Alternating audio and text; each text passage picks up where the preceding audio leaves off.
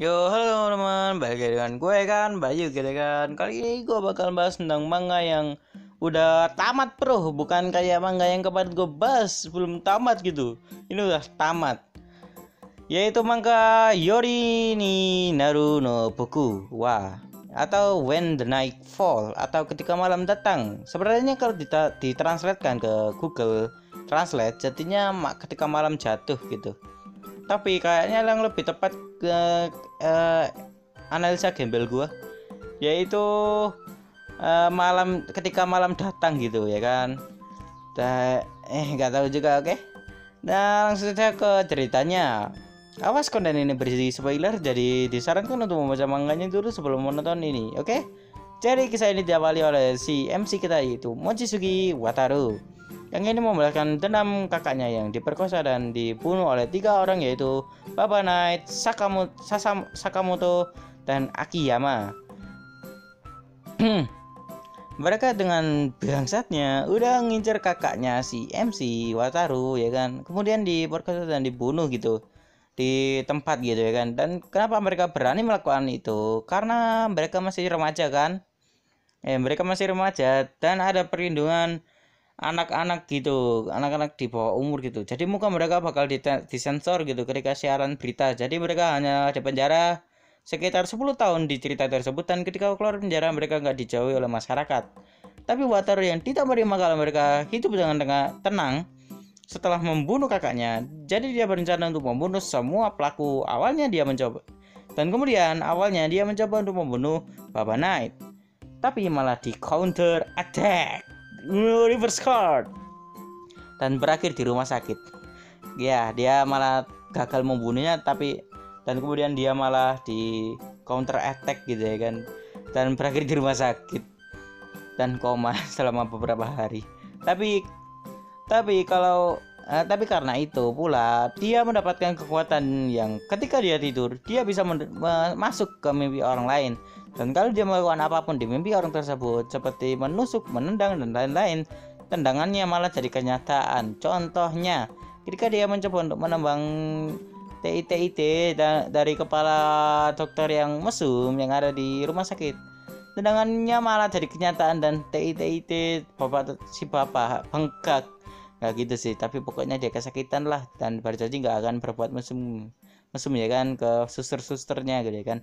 MC kita yang mengetahui hal tersebut malah berpikir untuk membunuh 3 pelaku pemerkosaan kakaknya dengan cara masuk ke bibi mereka. Kemudian target pertama dia adalah Baba Knight.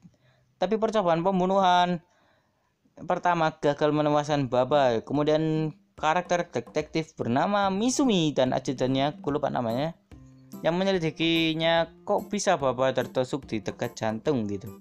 Tapi penyelidikan itu tidak membuahkan hasil. Karena kegagalan tersebut, Wataru mengganti targetnya ke Sakamoto.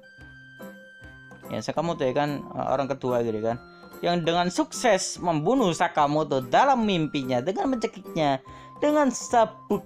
Tapi ini malah membuat kecurigaan Wataru semakin menguat kalau dia bisa masuk ke mimpi seseorang dan membunuhnya. Jadi para detektif mencoba untuk melindungi Baba, namun ternyata Wataru tidak hanya bisa membunuh ngelek pak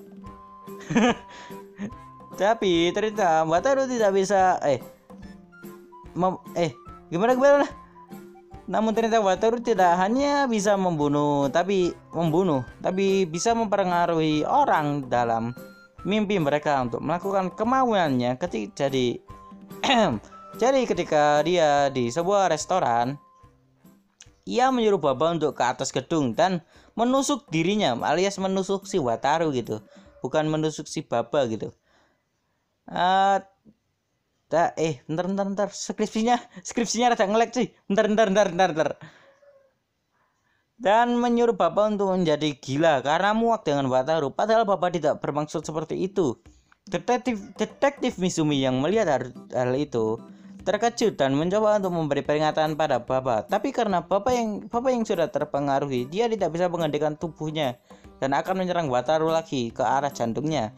Tapi dengan terpaksa, detektif Misumi menembak Baba sampai terjatuh dari lantai atas gedung sampai lantai bawah sekitar aspal gitu ya kan, di aspal gitu. dan mati seketika, bro. Amazing. Dan kemudian Wataru tidak dicurigai lagi, ya kan.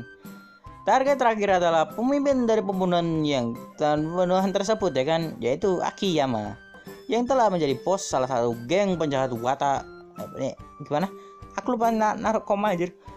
Salah geng penjahat gitu, ya kan. Wataru yang bekerja sama dengan salah satu anak buah dari Akiyama yang berkhianat karena anak buah tersebut, ya, istrinya diperkosa sampai mati gitu kan, diperkosa sampai mati gitu kan sama si bangsat ini, ya kan.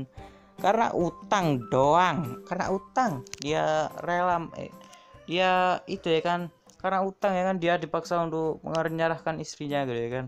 Dan setelah beberapa chapter, mereka berhasil menjebak Akiyama untuk masuk ke kantor polisi dan dipenjara.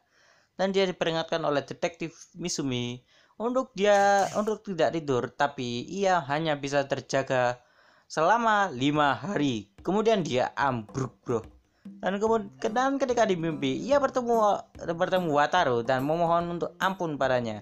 Dan ketika dia diberi ampunan, dia malah ngomong kayak gini, "Wataru emang bodoh, mudah sekali dibohongi," sambil berteriak sekencang-kencangnya. Wataru yang mendengar hal itu kembali lagi, tapi kali ini dengan membawa palu dan memukul kepala si Akiyama dengan sangat keras sampai kepalanya pecah. Kemudian ada pertemuan Wataru dan detektif Misumi di Taman Misugawa. Ya, tepat jaringan itu, ya, pembunuhan tersebut terjadi gitu, ya kan. Pembunuhan si kakaknya gitu, ya kan. Dan Misumi ke Taman Misugawa tersebut membahas keselak ludah gua. Membahas kematian Akiyama yang aneh. Kemudian ada tambahan kata-kata di akhir chapter gitu, ya kan. Dia orang yang membunuh, bukan memakai pisau, bukan memakai pistol, tapi memakai mimpi seseorang. Dan tamat, yay. Dan tamat, ya kan. Akhirnya beberapa menit ini anjir. Kok salah? Ntar dengar. Salah. Kenapa gue malah nulis begini anjir? Ntar. Dan ya akhirnya tamat, cuy. Dan oke lah sih, mungkin sekian dulu untuk video ini. Dan jangan lupa like, comment, dan subscribe dan nyalakan notifikasinya untuk mendapatkan semua kreatif video next time. Bye bye.